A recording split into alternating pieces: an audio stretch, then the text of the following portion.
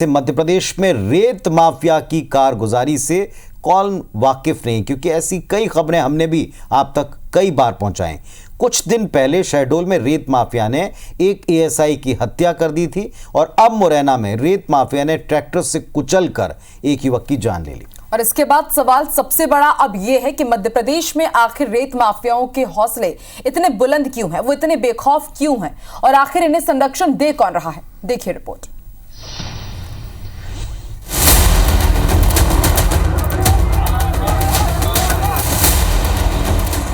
MP में रेत mafia ने इन दिनों दहशत फैला रखी है। 20 मई को मुरैना के सिविल लाइन थाना इलाके में रेत से भरे ट्रैक्टर ट्रॉली ने बाइक सवार पिता पुत्र को टक्कर मार दी और इस घटना में एक युवक की मौत हो गई। रेत माफिया ने मृतक के परिजनों के साथ मारपीट कर दहशत फैलाने के लिए फायरिंग तक कर दी और ये भी कहा कि जिसे बुलाना है बुला लो, पुलिस क्या कर लेगी। एमपी में और खासकर ग्वालियर चंबल अंचल में ये मामला कोई नया नहीं है और अपने आप में ये बताने के लिए काफी है कि यहाँ लॉ एंड ऑर्डर की स्थिति आखिर है क्या। और इस मामले के सामने आने के बाद कांग्रेस लगातार बीजेपी पर हमलावर है। हालांकि बीजेपी ये दावा लगातार कर रही है कि एमपी में बीजेपी की सरकार माफिया पर नकेल कस रही है।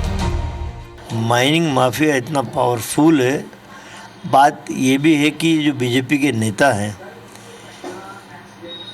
खुद उसमें भ्रष्टाचार में लिप्त हैं और तमाम पैसा कमीशन के रूप में लेके उन माफियाओं को संरक्षण दिए हुए हैं। भारतीय जनता पार्टी की सरकार में केवल और केवल सेवा और सुशासन हावी है, कहीं कोई माफिया हावी हो नहीं सकता, क्योंकि मध्य प्रदेश सरकार का प्रशासन उनसे जूझता है, लड़ता है और उनको परास्त करने का भरसक प्रयास भी करता है। एमपी में माफिया का आम जनता और सरकारी अफसरों पर हमला कोई नई बात नहीं है। अभी 20 दिन भी नहीं गुजरे हैं जब माफिया ने शहडोल में एएसआई महेंद्र बागरी की हत्या कर दी थी।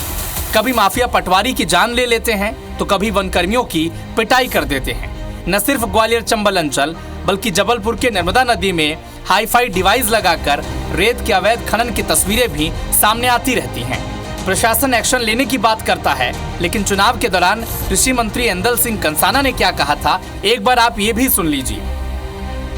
चुनाव के बाद किसी का कोई ट्रैक्टर पकड़ जाए, मुझे आप फोन करना मेरी जिम्मेदारी। मैं प्रदेश सरकार का मंत्री तो हूँ, मैं आपके इलाके का मैं सरपंच हूँ, मैं आपको विश्वास दिलाता हूँ। एमपी में माफिया पर सियासत जारी है।